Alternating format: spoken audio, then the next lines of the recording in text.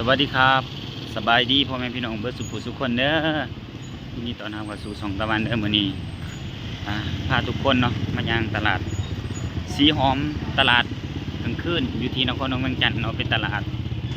ขายของกินของอยากเป็นตลาดวันชุ่มชนเนาะที่แบบนักท่องเที่ยวเขาจอมมาเที่ยวร้ายแล้วก็มาย่างดินเนาะหาของกินของอยากแล้วมื้อนี้เนาะได้มีโอกาสมาถ่ายทุกคนเบิ่งว่าสิเป็นยังไงทุกคนไปวันนี้ได้มีโอกาสมาเนาะให้สิถ่ายทุกคนเบิ่ง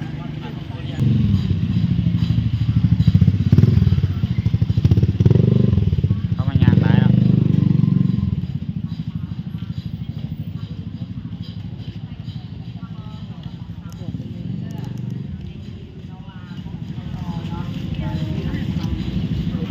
ฮะ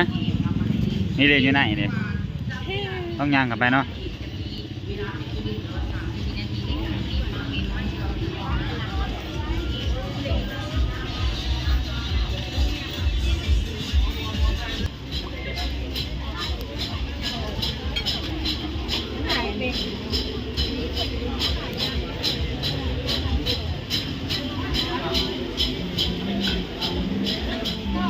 นักท่องเที่ยวร้ายเนาะ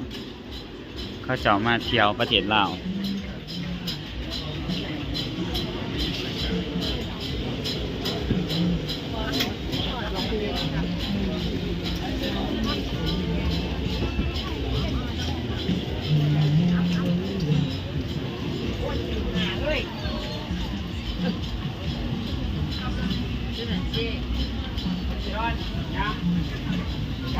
จัดไปเนาะ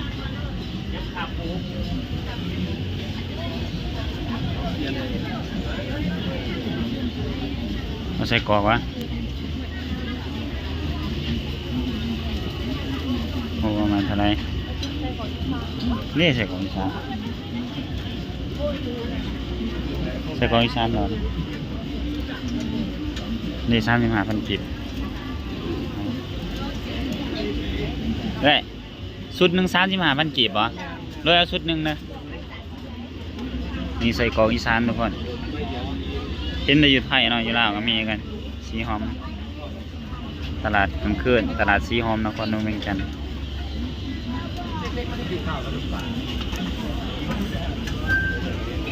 แล้วก็มีกุ้งเต้นนู่นน่ะ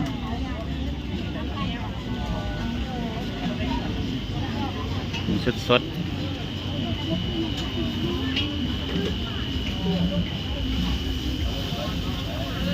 อันนี้เป็นกุ้งเต้นว่ะ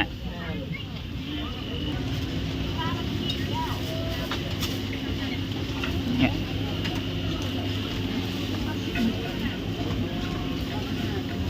ชุดหนึ่ง35,000 กีบเป็นเงินไทยเท่าไหร่วะ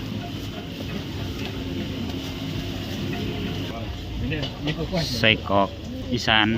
ชุดหนึ่ง35,000ที่เป็นเงินไทยกับประมาณ50 ปลายบาทนี่แหละ53 บาทนี่แหละทุกคน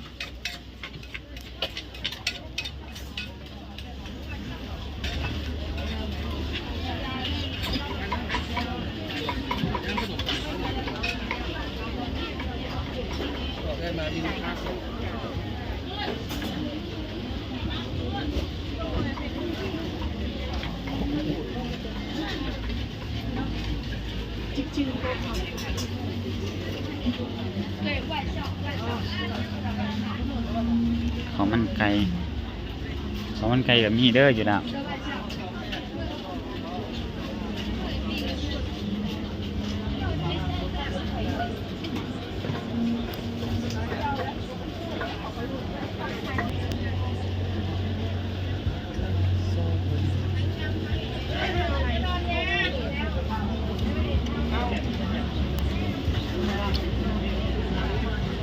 เรียกขนมขบ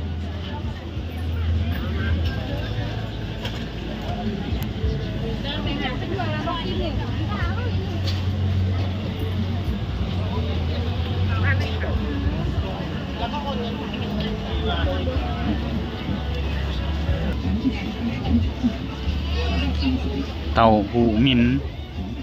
ซื้อหานนะ แซ่บเด้อนะ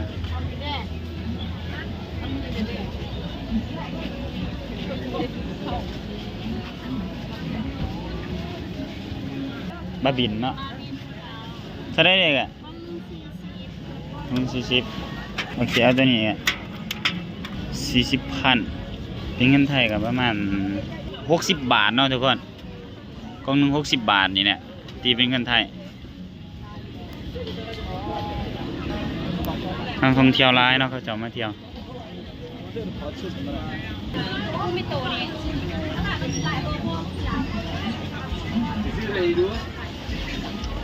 เฮ้ยปั้นจอกเท่าไหร่โดยอ่ะจอกหนึงอ่ะ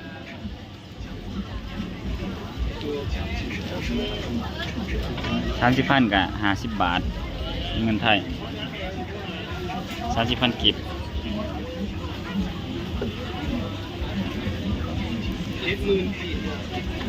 ตลาดนี้เขาจะเปิดทุกมื้อบ่แก เปิดมาประมาณ โอ้ใช่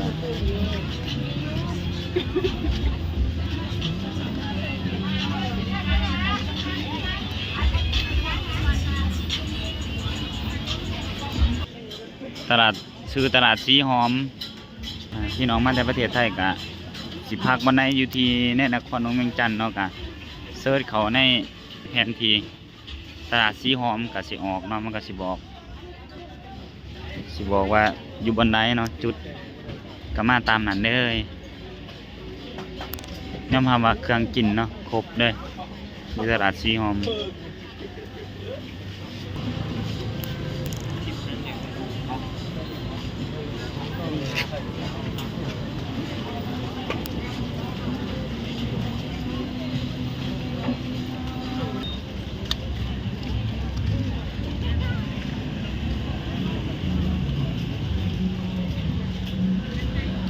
เชื่อลองยางกันไปไหนทุกคนว่าอยู่ในเขาเจ้ามีหยังแหน่เนาะแต่ว่าโซนนี้เป็นโซนแบบนั่งชิวๆเนาะเป็นหาดแบบนั่งชิวๆจิบเบียร์กับหมูคู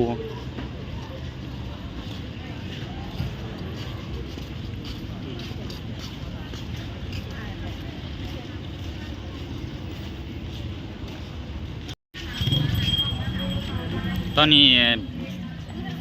บริย่างครับไปหอดปุ่นเนาะทุกคนเพราะว่าบ่มีหยังเนาะอยู่พุ่น ว่าสิย่างบ่อยู่บ่มีหยังเพราะว่าเนี่ยมันจะไกลก็เห็นเนาะคนหลายดีนักท่องเที่ยวหลายดีทุกคน